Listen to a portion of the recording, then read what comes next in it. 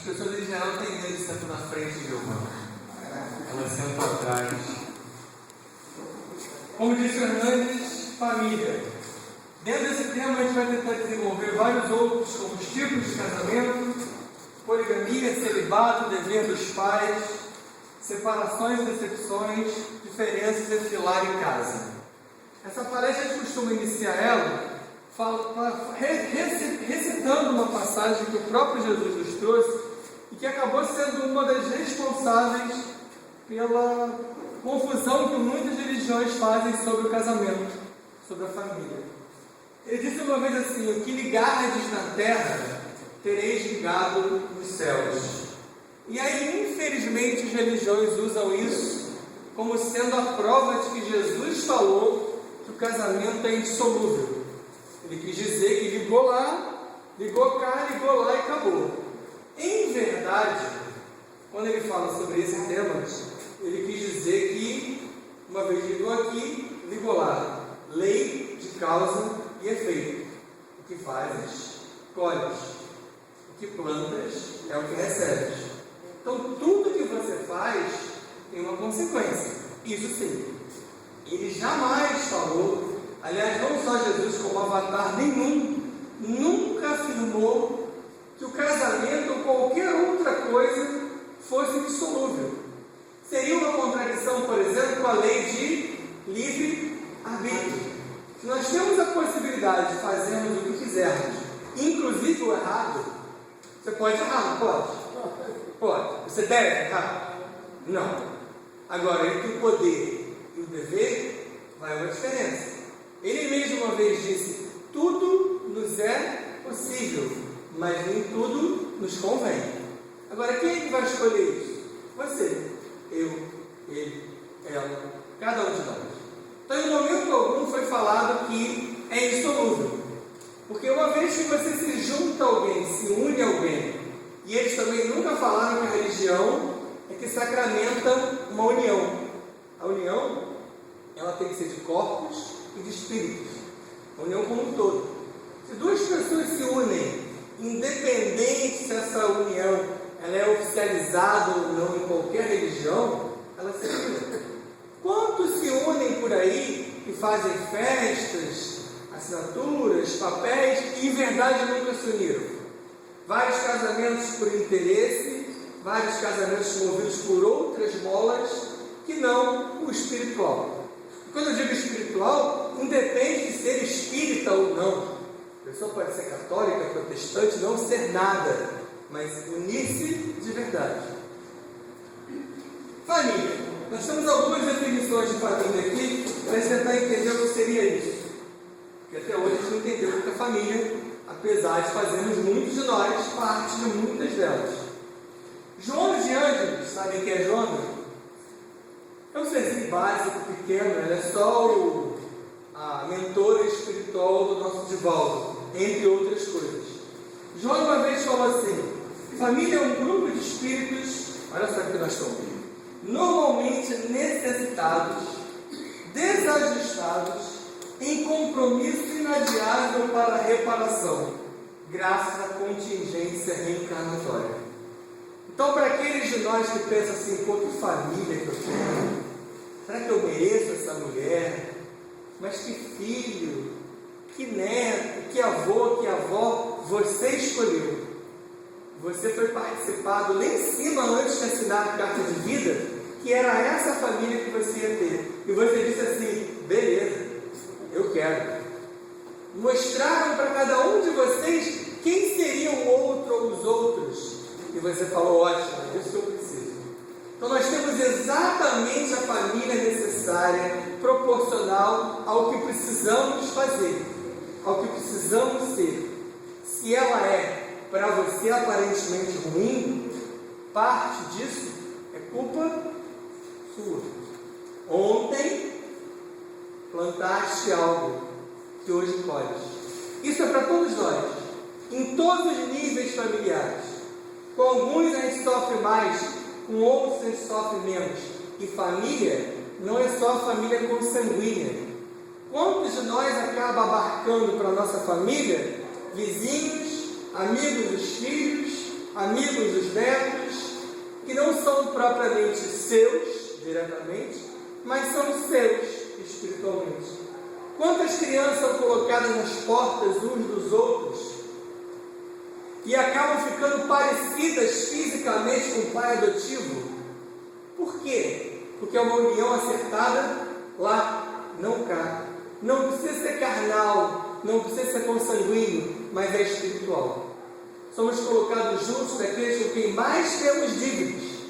Se você tem alguém que tem um sério problema com você, a dívida é dele e a sua. Se você sofre, pena, passa, expurga e acha que está sendo super injustiçada, certamente fizeste algo muito parecido ontem. E provavelmente não um ontem, em vários ontem. Isso quer dizer várias existências. Aí o Rodolfo Caligares também disse assim: se em algum tempo a família deixasse de existir, a sociedade se esfacelaria inexoravelmente, pois nenhuma outra instituição seria capaz de substituí-la como escola de virtudes. A família é fundamental. Ainda que hoje se fale tanto que a família acabou, a família está falida, esse pessoal moderno, com novas ideias de união, de família, a família é o núcleo fundamental para que todos os outros existam. Você só consegue ir bem para a vida, para a rua, para a sociedade, para o emprego, para os outros núcleos sociais que você virá a participar ou frequentar, ser em família. Você consegue viver bem. E viver bem nem sempre significa se dar bem com todos permanentemente. Você tem ali uma série de vicissitudes, de problemas, de questões a serem resolvidas. Que são deles, que são suas. Não é à toa que a gente sempre corre muito pelo quê? Por um filho, por um neto, uma mãe, por um pai. Normalmente na ordem hierárquica é ao contrário, né? Normalmente quem corre são os pais pelos filhos, os avós pelos netos. Às vezes o inverso também acontece. Porque o nosso interesse é que nós e os nossos consigam progredir. Por isso somos colocados juntos. Normalmente seu filho hoje, seu neto hoje, foi alguém com quem você teve alguma coisa complicada. Em geral, você vai amar um neto, vai amar um filho. Então aquilo ali, aquela colocação carnal momentânea, é para que você esqueça quem vocês foram ontem. Porque se você lembrar em verdade, provavelmente você abandona aquela existência. Não tenta lembrar, não tenta ter acesso a essas TVPs da vida, terapias de vida passada. Se você não está pronto, não busca. Se ela vier até você e a coisa se revelar, seja através de você mesmo, sonhos ou não, seja através de um guia espiritual de verdade, ao contrário de muitos charlatões que há por aí, não fica buscando querer saber quem você foi, quem você fez, o que você fez, porque se nos foi dado o véu do esquecimento, é porque é uma benesse divina. Acontece aqui. Acontece, eu falo baseado nisso. Ele disse que muitos trabalhos nossos aqui na nossa transobsessão, coisas são reveladas. Mas só é revelado aquilo que pode ser revelado. Porque o nosso passado é muito pior do que a gente imagina. Então não tenta se buscar. Porque em geral, a maioria de nós se acha que no passado foi rei, rainha, príncipe, princesa, fez o bem, ajudou. Nada disso. Nós somos muito piores do que você pode imaginar. Nós todos, tá? Inclusive nós aqui. Os de jaleco pior. A nossa dívida é ainda maior. Por isso a gente está aqui. Para tentar reencaminhar muitos de vocês que nós talvez ontem tenhamos desencaminhado. Essa é a mediunidade. Esse é o papel da mediunidade. Por isso que a gente chama tanto vocês para vir. E parece contraditório, porque quando eu faço uma palestra como essa, na verdade vocês morrem de medo. E depois disso não querem mais voltar, não querem mais saber, não querem se aprofundar. Porque ele falou que eu vou descobrir, ele falou que a ideia é essa. Que você venha participar do lado de cá, ajudando os outros, não ajudando somente a você. Em geral, a mediunidade é procurada por aquele que quer primeiro se ajudar, depois se ajudar, aí em terceiro se ajudar também, E se der, numa quarta ou quinta possibilidade, começar a ajudar alguém. Então, um help, se for possível. Em geral, não. A gente entra para ajudar os outros. Por mérito, ocorre com o tempo, se for parte do seu plano, a sua ajuda. O lar terreno é a hospedaria da boa vontade, na qual os seres conjugam-se em tarefa divina de adestramento espiritual. A família humana ou carnal estabelece uma trégua de lutas anteriores, a qual, através do vínculo consanguíneo, como eu falei, ameniza o choque entre os endividados. Então tem dois tipos de família: a carnal, a humana, essa aqui ligada a nós, pai, mãe, filho, filha, neto, e a família real, a verdadeira família, que qual é? A família espiritual, ou família universal. Por isso nós chamamos todos de irmãos. Por isso a humanidade é toda parte de uma mesma grande família gigante. Não é à toa que temos o nosso karma pessoal, o nosso karma familiar, que em geral o nosso é espetacular, o nosso karma coletivo, que aí começa a abrir para país, e até o karma planetário. Estamos todos colocados aqui agora, juntos, não é à toa. Não tem ninguém aqui muito melhor nem muito pior. Todos estamos balançando no mesmo barco. Aliás, nesse momento de transição, mais ainda. 2012 chegou. O planeta não acabou. Ainda não acabou e não vai acabar. Mas muitas coisas vocês vão ver acontecer ainda esse ano. Comece a procurar o tipo de informação que já tem vinculada por aí. Já existem governos de outros países oficializando o saber de todo o planejamento astronômico para esse dia, para esses dias, para esses meses daqui para o final. Esse tipo de informação eu nem podia estar dando para vocês, mas é o que eu mais gosto de falar, é o que eu mais estudo, e vira uma palestra extra se eu falar sobre isso agora. Mas estamos no ano... Teve dois que falou na televisão que amanhã pode ser um milhão dos nossos netos. Não, isso porque eu não podia dizer. Mas de uma certa forma amanhã pode ser muito melhor para os netos. Eu não sei se amanhã é amanhã mesmo, é no ano que vem, é na próxima década, mas esse ano é o fim de um ciclo. Fecha-se um ciclo mais. Falou, Senhor. Quem sabe, essa Rio Mais 20, todos esses governantes foram chamados assim para uma reunião. Seriam buscados essa economia. Já que você tocou nesse assunto, a Rio Mais 20, eu sou geógrafo, trabalho com essa área também. Ela é muito mais ligada a esse lado espiritual do que essa coisa que eles mostram para vocês na televisão. É isso que eu quis falar. Eles querem falar muito menos de sustentabilidade, energia verde, e muito mais dos planos que eles têm para esse ano. Por que a reunião é aqui, né? Não é porque é 20 anos depois da Eco 92. É porque eles sabem que aqui, Brasil, é o coração do mundo, pátria do Evangelho, segundo aquele livro. Já narrou em detalhes tudo aquilo que vai acontecer. Mas alguns não querem acreditar. Alguns continuam adiando. Não vai fazer doação em cheque no dia 20 de dezembro de 2012, achando que no dia 21 não tem mais nada. Vai continuar. Vai acontecer muita coisa? Vai. Vai mudar muita coisa? Vai. Mas estaremos todos aqui. Todos aqueles que se candidatarem a serem os trabalhadores da última hora. Já ouviram isso? Quem falou isso lá atrás, lembra? É para agora. Fala. Que livro? Que livro? Brasil, Coração do Mundo, Pátria do Evangelho. Obrigada. Continua. Depois, se der, eu volto para esse assunto. No seio do lar terreno, o amor une os espíritos amigos, enquanto o ódio imanta os adversários. Nós somos colocados juntos daqueles que amamos e daqueles que, infelizmente, um dia já odiamos, ou já fomos odiados por. motivo pelo qual também não é colocado junto em família é só coisa ruim, né, gente? Também tem amor nisso. Também tem gente que já foi um dia amigo, parceiro, trabalhou junto, fez alguma coisa legal.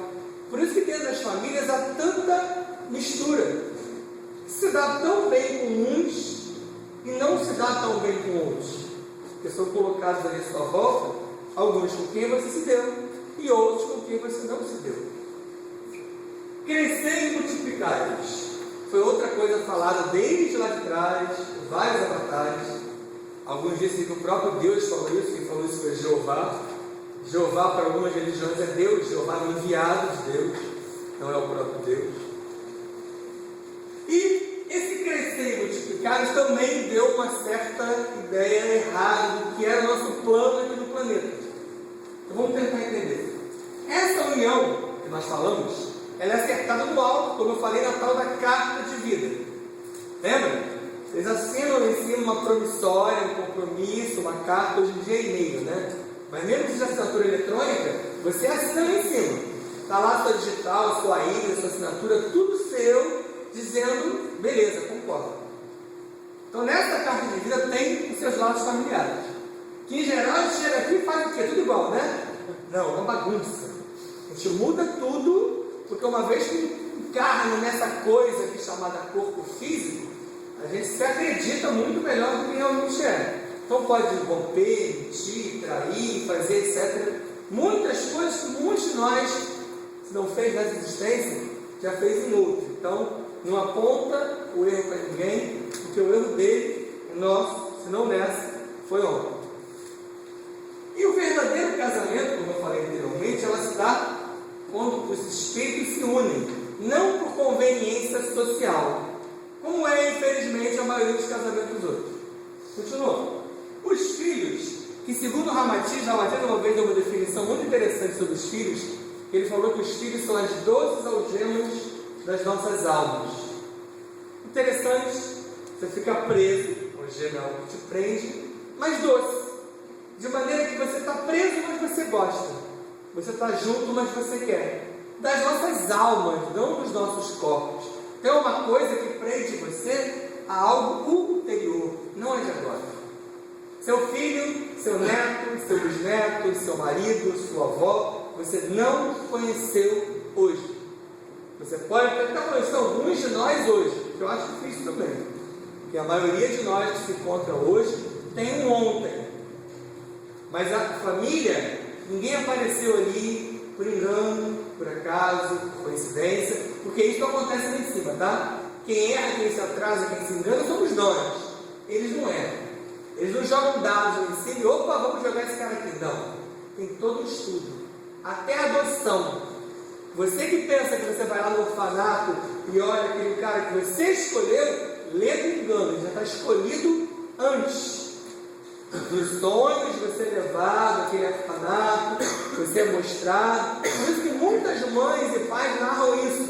Que saiu de casa pensando naquele garotinho branquinho, lourinho, de olhinho azul, que não tem orfanato nenhum, isso é claro, né? Óbvio. E você chega lá e você se identifica, não sabe porquê, com uma energia de uma criança, que é completamente diferente daquilo que você esperava. O que é essa identificação energética? É o seu vínculo anterior, que você escolheu lá, não cá. E aqueles também são colocados, digamos, aleatoriamente na sua porta por uma cestinha. Isso não tem mais hoje em dia, não é tão mais comum, mas existe. Isso também são aqueles que vão parar na sua vida, como os filhos das irmãs, os filhos das vizinhas, os filhos das amigas, que acabam virando mais seus filhos, mais seus netos, mais seus familiares do que quaisquer outros. Eles são seus. São os seus filhos de ontem. E aí, sobre essa história das algemas, 12 algemas de nossas almas, Ramatiz explica, não só Ramatiz, como vários que eu vou citar aqui, explica que essa é uma das funções do sexo. O sexo, ao contrário do que muitos tentam falar por aí, não é pervertido, não é ruim, não é feio. O que é ruim, o que é pervertido, o que é feio, é a maneira como ele é feito. É o mau uso que é feito dele. Mas uma das funções do sexo é filhos. Fazer filhos. Procriar. Fazer o quê? Diminuir a tal da fila que tem lá no astral, de seres querendo vir para cá. Hoje em dia já nem tanto, porque uma vez que muda essa transição, mudança de ciclo, praticamente todo mundo que tinha que estar aqui já está. Os poucos que estão chegando agora são alguns últimos vindos dessa fila, e a maioria são enviados, missionários, crianças índigo, crianças cristal, crianças diamante, já devem ter ouvido por aí. Todos eles fazem parte dessa